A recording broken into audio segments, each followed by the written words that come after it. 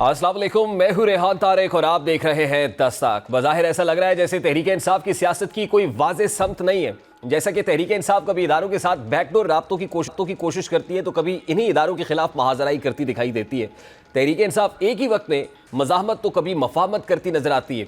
यहाँ तक कि पीटीआई ऑपोजिशन के सहारे हुकूमत के खिलाफ तहरीक तो चलाना चाहती है, लेकिन इन्हीं इत्तेहादी जमातों को एक तरह से तड़ियाँ भी लगा रही है, आंखें भी दिखा रही है। ज़ाहिर है तहरीक इंसाफ बैकडोर राब्तों में अब तक कोई कामयाबी नहीं समेट सकी, ना ही इनफरादी सतह पर वो कोई मौसर एहतजाज या जलसा कर सकी है।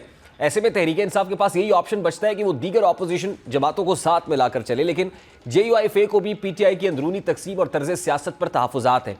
इसलिए इत्तेहाद अभी इल्तवा का शिकार है। इसलिए ये तासुर उभर रहा है कि Tehreek Insaf grand opposition alliance ना बनने पर मखमसे का शिकार है।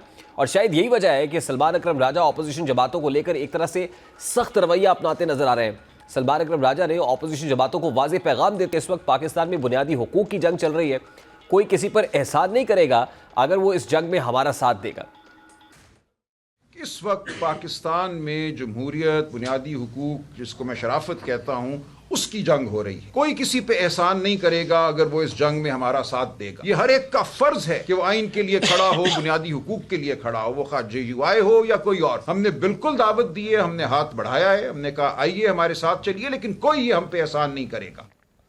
अब देखा जाए तो पीटीआई बज़ाहिर ये तासुर दे रही है कि वो इत्तेहाद बानी पीटीआई की मुश्किलात को कम करने के लिए नहीं बना रही, बल्कि वो आइन और कानून के लिए इत्तेहाद को बनाकर हुकूमत के खिलाफ तहरीक चलाना चाहती है। लेकिन ज़मीनी हक़ाइक़ देखें तो इस वक्त पीटीआई को हुकूमत के खिलाफ मजबूत अपोजिशन इत्तेहाद की ज़रूरत है।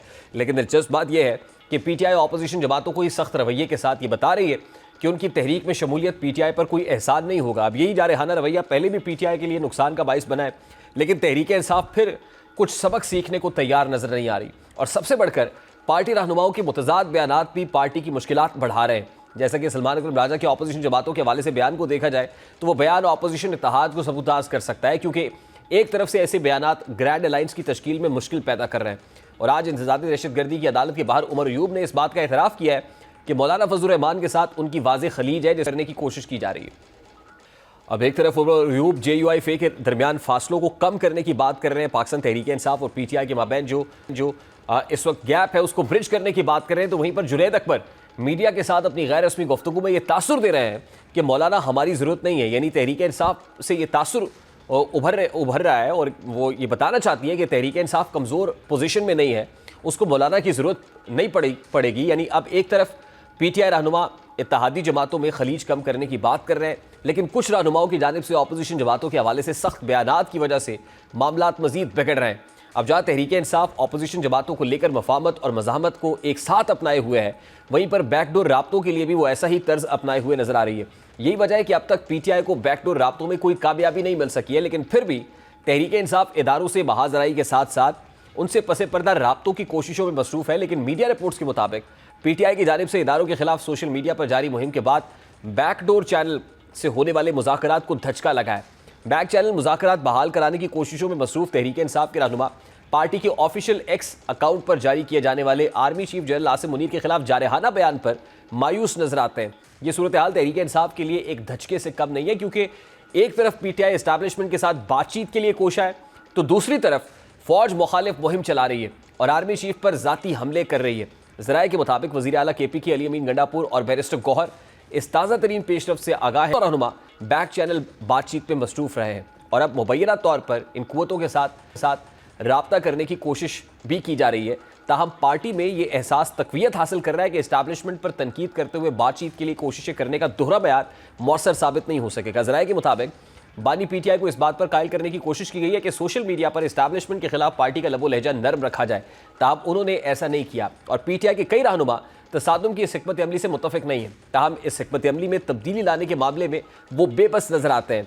ज़राए का यह भी कहना है कि अली अमीन गंडापुर और बैरिस्टर गौहर की इस्टेब्लिशमेंट से बराह रास्त मुलाकातें नहीं हैं, ताहम दोनों लीडर कोशिशें कर रहे हैं कि पसे पर्दा ये मामलात हल हो सकें, ट्रैक पे आ सकें, जबकि इस्टेब्लिशमेंट से बातचीत कामयाब होने की सूरत में बानी पीटीआई को बड़ा रिलीफ मिल सकता है। अब एक तरफ पीटीआई तो राब्तों के जरिए मामलात को हल करना चाहती है, तो दूसरी जानिब तहरीक इंसाफ इदारों पर तनकीद का सिलसिला भी जारी रखे हुए है। शायद यही वजह है कि इस्टेब्लिशमेंट खुद को फासले पर रख रही है। शायद इसीलिए हाल ही में आर्मी चीफ ने बानी पीटीआई की जानिब से ख़त मौसूल होने की खबरों को मुस्तरद करते हुए कहा था कि अगर ऐसा कोई ख़त आया तो इसे पढ़ने की बजाय वज़ीर आज़म को भेज देंगे। यानी तहरीक इंसाफ एक वक्त में मफाहमत और मज़ाहमत की कश्ती में सवार है, जिसकी वजह से ना उसको अपोजिशन इत्तेहाद बनाने में अब तक कोई कामयाबी मिल सकी है, ना बैकडोर राब्तों के ज़रिए वो कोई बड़ा ब्रेक थ्रू हासिल कर सकी है। अब एक तरफ वो ईद के बाद दबादब मस्त कलंदर सड़कों पे आने का इरादा किए हुए है, लेकिन ऐसे में भी कोई तैयारी दिखाई नहीं दे रही कि पाकिस्तान तहरीक इंसाफ इस आखिरी ऑप्शन को भी एक्सरसाइज कर सके, ना ही ग्रैंड ऑपोजिशन अलायंस बनाने के मामले में कोई ख़ास पेशरफ्त हो सकी है। वो जो इंटरनेशनल फ्रंट से कुमक मिलने की उम्मीद की जा रही थी कि जैसे ही रजीम चेंज होगा अमेरिका में शायद कोई बड़ी तब्दीली आएगी या पाकिस्तानी हुकूमत और रियासत के ऊपर दबाव बढ़ाया जाएगा, ऐसा भी होता हुआ नज़र नहीं आ रहा। ये मामला भी फिजल आउट हो रहा है। इस वक्त पिछौता पाकिस्तान तहरीक इंसाफ के रहनुमा उन्होंने ज्वाइन किया हुआ है। अस्सलाम वालेकुम पिछौता साहब, बहुत बहुत शुक्रिया आपके वक्त के लिए। सर, सबसे पहले तो बानी पीटीआई से अडियाला जेल में मुलाकात से मुतालिक क्या पेशरफ्त है? आज भी पाकिस्तान तहरीक इंसाफ के लोग गए, मुलाकात नहीं हो सकी।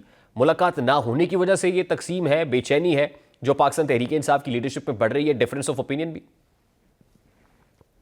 बहुत शुक्रिया, बड़ी नवाज़िश, बड़ी मेहरबानी, आपने मौका दिया जी। बिल्कुल, आज खान साहब से मुलाकात की इजाज़त नहीं दी गई और 6 महीनों के अंदर एक दफ़ा मुलाकात की इजाज़त मिली है, वो भी कोर्ट हेयरिंग के दरमियान सियासी रहनुमाओं की मुलाकात की इजाज़त हुई थी।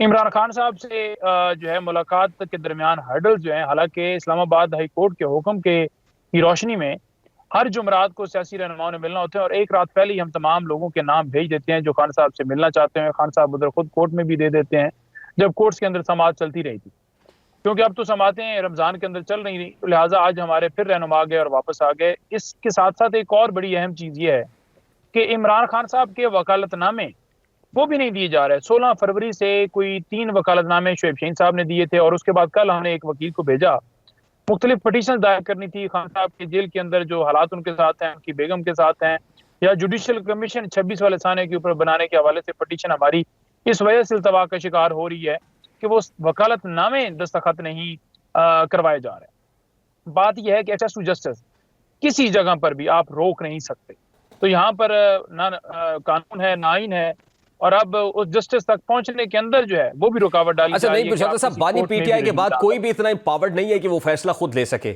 या इवन कोर कमेटी जो है वहां पर कोई कंसेंसस से डिसीजन लिया जा सके। अल्टीमेटली उसको बानी पीटीआई की सनद की जरूरत होती है। तो बानी पीटीआई से मुलाकात ना होने से इस वक्त हो क्या रहा है? यानी एक तरफ तो ग्रैंड ऑपोजिशन अलायंस बनाने में जो कंसर्न्स जेयूआई फेक है उसमें कोई जवाब नहीं मिल पा रहा, दूसरी तरफ मज़ाहमत इख्तियार करनी है या मफावत होगी, इस पर भी कोई हतमी फैसला नहीं हो पा रहा है। तो इसका मतलब ये कि बानी पीटीआई से मुलाकात ना होने से इटसेल्फ पाकिस्तान तहरीक इंसाफ को दचका तो लग रहा है, और अल्टीमेटली अगर ये स्ट्रैटेजी है दूसरी तरफ से काउंटर पार्ट की गवर्नमेंट की तो वो कामयाब हो रहा है।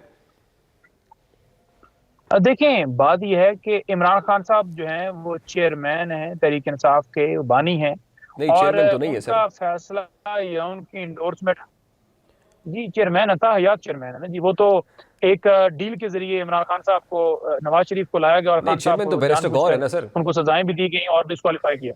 नहीं, बैरिस्टर गौर भी उसी सूरत में बने ना जब डिस्क्वालीफाई किया गया है इस रजीम चेंज ने, जो ऑपरेशन किया रजीम चेंज ने। हाँ, बैरिस्टर गौर बने लेकिन वो एम्पावर्ड नहीं है, ये वो फैसला नहीं ले सकते, फैसले का इख्तियार फिर बानी पीटीआई को ही है। बिल्कुल, फैसले का इख्तियार इमरान खान साहब के पास है, और बाकी जो पार्टी पीटीआई के रहनुमा हैं, जितने सीनियर रहनुमा हैं, अगर सेंसस के साथ कोई डिसीजन होता है जिसमें रूटीन के कोई मैटर्स हैं या रोजमर्रा के अमूर के हवाले से हैं तो वो डिसीजन ले लिए जाते हैं, लेकिन मेजर डिसीजन या बड़े डिसीजन या पार्टी के हवाले से मेन मामला वो बिल्कुल खान साहब वैसे नहीं पिछौता साहब, फ्रैंकली स्पीकिंग पार्टी के अंदर तो फिर डेमोक्रेसी ना हुई ना कि लोग कंसेंसस से कोई डिसीजन ले पाए, वो फिर डिपेंडेंट है बानी पीटीआई के ऊपर। बिल्कुल, पूरी पार्टी इमरान खान की इस बात के साथ खड़ी है, वर्कर्स उसके साथ खड़े हैं, ये पूरी कौम इमरान खान के साथ खड़ी है, और कौम जो है वो किसी पीटीआई के लीडर के साथ नहीं खड़ी, इमरान खान के साथ खड़ी है। वोट इमरान खान के, तो फैसले भी उसने लेने हैं। तो फिर तो सीधी सादी स्ट्रैटेजी गवर्नमेंट की, इमरान खान से मुलाकातों पे पाबंदी लगाओ और पाकिस्तान तहरीक इंसाफ की जो सेक्रेटरी लीडरशिप है उसको कंफ्यूज करे, और वो कंफ्यूज हो जाती है। नहीं, देखें, बात यह है कि हमारी यानी राजा साहब की और गौर साहब की मुलाकात हुई थी। मुलाकात पे जो पाबंदी लगाई है उन्होंने, उस पर हमने इस्लामाबाद हाई कोर्ट से रजू किया है, और उसके अलावा जो आवाज़ है वो हम असम्बली में बंद करें, और हम मुख्तलिफ फोरम्स इस्तेमाल करेंगे। आने वाले दिनों के अंदर कुछ एक्टिविटीज़ भी होंगी पंजाब के अंदर, तो वो पार्टी लाएमल बना ली। खान साहब को हमने कह दिया कि हम उसके ऊपर लाएमल बनाकर तो एक्टिविटीज़ करेंगे, यानी उनसे। और उन एक्टिविटीज़ को लीड कौन करेगा? बाकी जो पार्टी मौजूद है पंजाब में, अगर एक्टिविटीज़ होंगी तो कौन लीड करेगा? दो अभी डिस्कशन हो रही है। अपोजिशन इस वक्त हमारे साथ जो है उनके साथ, क्योंकि हमारी अब बातचीत उनके साथ भी वो हिस्सा है हमारे साथ, तो जिस हद तक जो है वो हो सकता है कि हम कोई, जैसे आपने देखा कि कौमी कॉन्फ्रेंस जहाँ पर हुई, ये अलायंस के साथ या मुख्तलिफ जमातों को दावत दे कि हम कोई एक्टिविटी करें।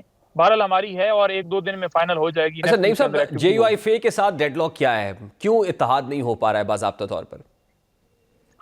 JUI के कुछ तहफ़्फ़ुज़ात हैं, जिन तहफ़्फ़ुज़ात को जो है वो बैठ के सॉल्व किया जाएगा। मौलाना साहब इस वक्त बाहर हैं, वो बाहर वापस आएंगे, वो बताएंगे। और जिस हद तक हम कर सकते हैं, आप देखें कि हमारा एजेंडा क्या है। हमारा एजेंडा है मुल्क में रूल ऑफ लॉ, आइन और कानून की हुक्मरानी। ठीक है, आइन की बालादस्ती, कानून की हुक्मरानी। तो हमारा एजेंडा वाज़ेह है, उस पर हर जमात को हम दावत दे रहे हैं, चाहे JUI हो या जमात इस्लामी हो या कोई और।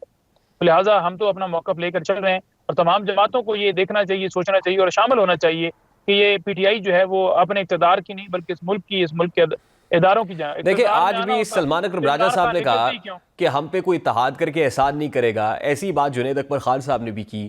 तो क्या मौलाना फजल रहमान साहब के जो तहफ़्फ़ुज़ात हैं वो बहुत सख्त नौयत के, बहुत ही संजीदा नौयत के?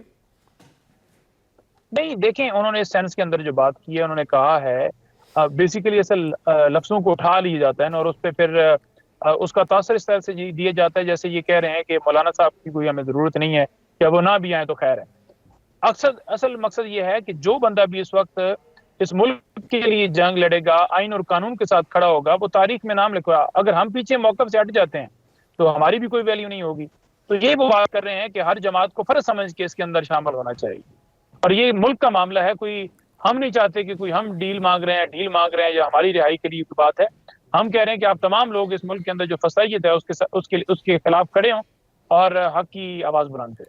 अच्छा नईम साहब, ये हुकूमत बहुत सेलिब्रेशन मोड के अंदर है, ख़ासतौर पे गुज़श्ता रोज़ डोनाल्ड ट्रंप के स्टेटमेंट से, जिसमें उन्होंने हुकूमत की रियासत की तारीफ़ की है, तो उससे हुकूमत तो बहुत सेलिब्रेट कर रही है कि देखिए आप उम्मीदें वाबस्ता किए हुए थे डोनाल्ड ट्रंप से, डोनाल्ड ट्रंप का स्टेटमेंट तो आ गया है, तो अब वो उम्मीदें वो आज से दम तोड़ गई है।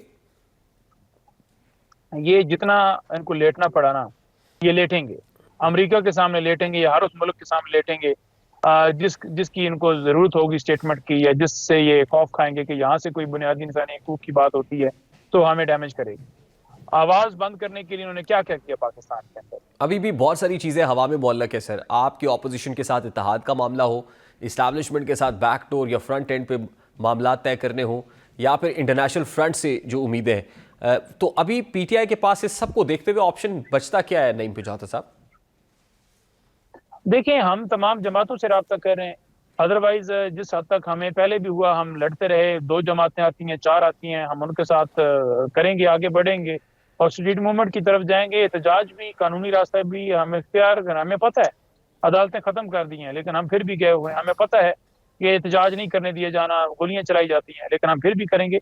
हम तो इस मुल्क में आखिरी सांस तक अपनी जो फाइट है इस मुल्क की खातिर लड़ते रहेंगे। बहुत शुक्रिया नईम हैदर पिजौता साहब आपके वक्त के लिए। पाकिस्तान तहरीक नईम पिजौता हमारे साथ मौजूद थे। ब्रेक लेते हैं, ब्रेक के बाद वापस आएंगे। सरकार इतना सेलिब्रेट क्यों कर रही है, हुकूमत सेलिब्रेशन मोड में क्यों है, हुकूमत से जानने की कोशिश करेंगे। इस ब्रेक के बाद हमारे साथ रहिएगा।